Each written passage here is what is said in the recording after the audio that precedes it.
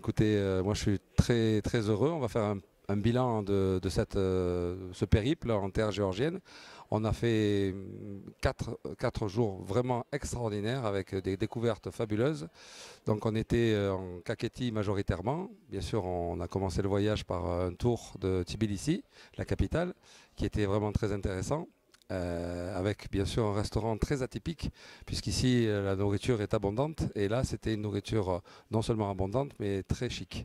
Et on a attaqué donc le premier jour de dégustation avec 4 domaines, et Ilya Kadoitz, qui est représentant du Pont caucasien, nous avait concocté un programme extraordinaire, avec à chaque fois un vignoble différent. Donc on a eu par exemple sur le premier vignoble, un vignoble dit classique, donc on a bien sûr eu des kévris, des vins élaborés en kivri avec des cépages blancs, des cépages autochtones bien sûr, donc Mitzvan, Kissi par exemple.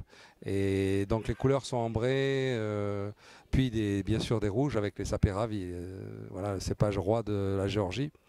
Et d'autres vignobles, avec un vignoble également qui m'a beaucoup marqué, c'est un vignoble sur l'agriculture biologique, donc avec un monsieur extraordinaire qui nous a fait découvrir ces vins qui sont nature, avec vraiment le strict minimum, voilà, le vin dans sa pureté la plus absolue.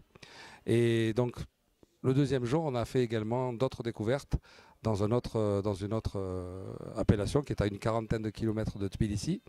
Et également des découvertes, bon, sur les blancs, on a découvert d'autres types de vins élaborés en kivri. Donc voilà, c'était des vins qui étaient avec un petit peu plus de légèreté, un petit peu plus de souplesse, un peu plus dans le registre de ce que l'Europe de l'Ouest et la France en particulier peut connaître, et également des saperavis et des cépages autochtones qui ont vraiment fait l'unanimité et qui ont vraiment beaucoup plu. Alors pourquoi ce voyage en Géorgie? C'est le voyage annuel de l'association monégasque des sommeliers. On fait un voyage, voire deux. L'année dernière, on en allait réaliser deux. Donc l'année dernière, c'était la Bourgogne en janvier et la Chartreuse, les Pères Chartreux en octobre. Et cette année, donc, en janvier, la Géorgie du 19 au 24 janvier. Alors ce voyage, bien sûr, il a pour vertu d'être pédagogique. Donc bien sûr, c'est un voyage d'études, donc on étudie énormément. Mais je trouve que c'est le point culminant de l'année, avec un rapprochement, bien entendu, des membres, puisque on est une cinquantaine de membres à Monaco, une vingtaine de membres avaient fait le déplacement. Et donc c'est pour nous l'occasion non seulement d'étudier, mais également de trouver voilà, un terrain de plaisir et de partage, puisque notre métier, c'est avant tout l'émotion. On doit la distribuer, mais on doit aussi la vivre. Et là, je peux dire qu'on a été vraiment gâtés. Donc là, on est sur la dernière soirée, sur un restaurant qui s'appelle le Funicular, sur lequel on avait déjà dîné il y a 2 ans, avec l'Association internationale de la sommellerie. Et on avait eu voilà, une soirée en apothéose, et on a voulu recréer un petit peu ce moment qui avait été merveilleux, et pour lequel, je dirais, ce voyage s'est un petit peu élaboré à partir de ces moments qu'on avait vécu il y a 2 ans en Géorgie déjà. Donc j'ai beaucoup d'espoir sur ce pays en ce qui concerne le vin. On est venu pour faire un voyage d'études, mais aussi pour dynamiser tous ces vins et toutes ces méthodes ancestrales qui datent de plus de 8000 ans pour certaines. Et bien sûr, il y a des vins dits traditionnels, élaborés en méthode, je dirais, européenne, voire ce qui se fait dans le monde aujourd'hui. Et comme tout voyage pédagogique, on a tissé des liens, on a tissé de l'amitié, du partage. Et bon, il y a, et tous ces vignerons, bien sûr, on l'espère, et en tous les cas, c'est ce que je vais m'employer à faire auprès de mes collègues, se retrouveront sur les cartes au fur et à mesure des restaurants de la principauté. Voilà, et peut-être même au-delà.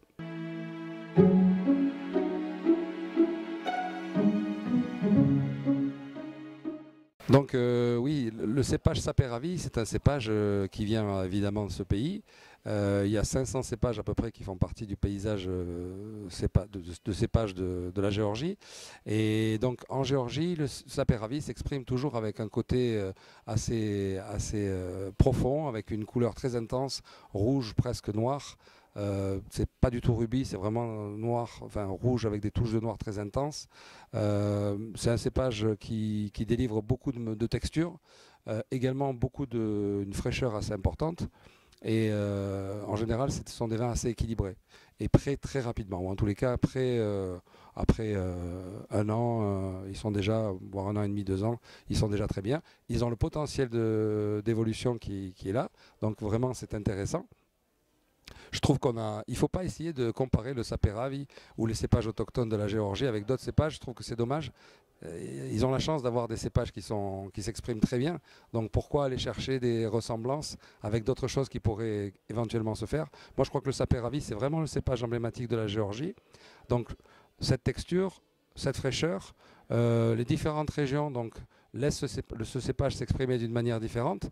Il y a des cépages qui s'expriment sur la partie cacétienne avec un côté fumé ou d'autres avec un fruit noir, profond, confit. Et puis il y a des domaines en France, comme le château de Campugé pour ne pas le nommer, qui utilisent ce cépage, le Saperavi. J'en ai sur ma carte à l'hôtel où j'exerce, au Méridien Beach Plaza Monte-Carlo. Et on a choisi ce cépage Saperavi justement parce que, alors, le terroir est vraiment important sur ce cépage, puisqu'en France, sur le château de Campugé, il s'exprime toujours bien sûr avec cette opulence qui fait la caractéristique de ce cépage, mais une certaine finesse.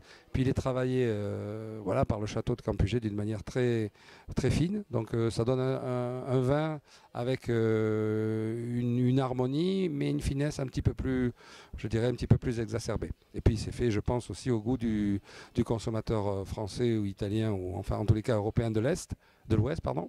Puisque les pays comme la Géorgie, et on l'a appris encore aujourd'hui, les hommes considèrent les vins géorgiens, en tous les cas, ils doivent avoir de la texture, de la puissance dans ces vins. Donc bien évidemment, les Français, on préfère peut-être plus l'élégance à la puissance. Donc moi, je pense qu'on pourrait associer le cépage Saperavi géorgien avec un mets comme de l'agneau confit. On a eu également, durant notre périple, un porc qui était braisé, avec beaucoup de goût, avec des oignons et une sauce à base de fruits rouges. Je pense que ça, c'est un plat qui pourrait éventuellement très bien se marier.